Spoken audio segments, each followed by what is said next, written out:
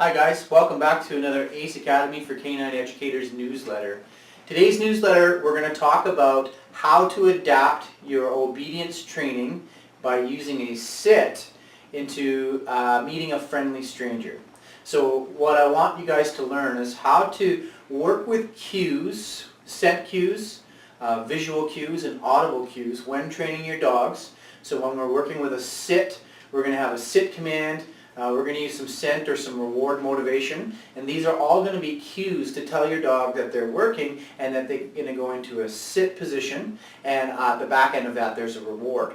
So what happens is when we're out in public and we want to create a meet and greet, somebody walks up and says, "Oh, what a beautiful dog, can I pet your dog?" And you're thinking, "Oh geez, you can, but I really hope my dog doesn't jump all over this person," or sometimes feels hard to manage. This is a really nice precursor to start adding your obedience, passing even sometimes that obedience skill off to the friendly stranger that wants to pet your dog in order to accomplish a nice calm sit-stay while somebody's meeting your dog or petting your dog.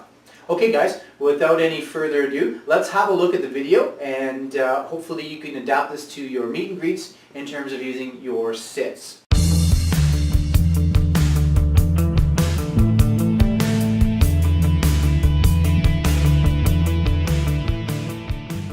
Now what I want to have a look at is how I can use the sit-stay in a real life scenario.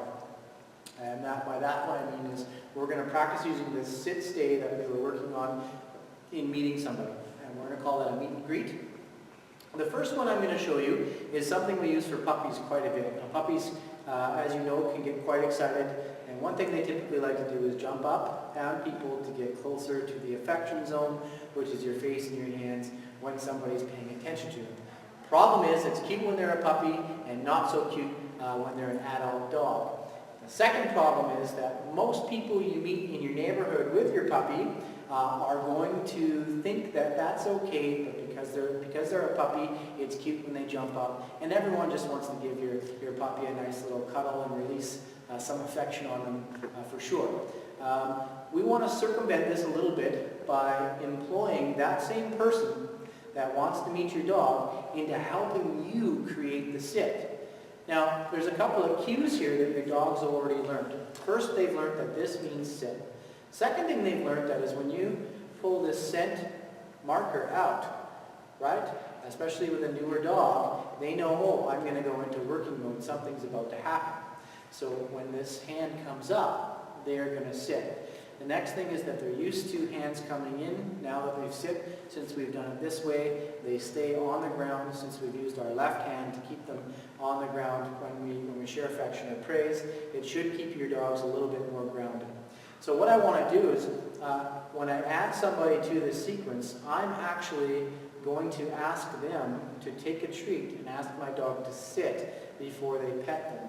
So when I walk up to somebody, they're going to say, "Oh, what a cute dog, can I pet it?" I'm going to say, "Sure, I've just started some obedience training and I don't want him to jump up. Here's a treat, can you ask him to sit first?" That transfer of the treat from my hand into my pettee's hand will put the dog into a working mode. You'll get this sit motion, and then what will happen is you'll be able to have a way better chance of having some stranger pet your dog and keep it all 4 feet on the ground. So let's have a look at this one. We're going to bring Dr. Jeff in and have him act as our meet and greet person. And I just want to show you how I would set this up in a real life scenario.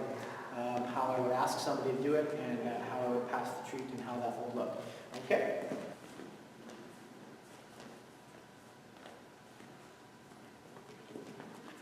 Hi. Hello. Can I pet your dog? Sure. We're just doing some obedience training. Can you ask them to sit first? Sit. Good. Good boy, Timber. Great job. Thank you. Okay. Alright guys, I hope you enjoyed that lesson, and I hope it enhances your ability to do a meet and greet with a friendly stranger out on your daily walks with your dog. For more information on how to enhance your obedience skills, click the link at the end of this video and check out our at-home obedience course. It's fantastic and chock full of these tips and cues, along with some really good information on how to train your dog in obedience without any corrections. Alright guys, I hope you enjoy this. We'll see you in the next newsletter.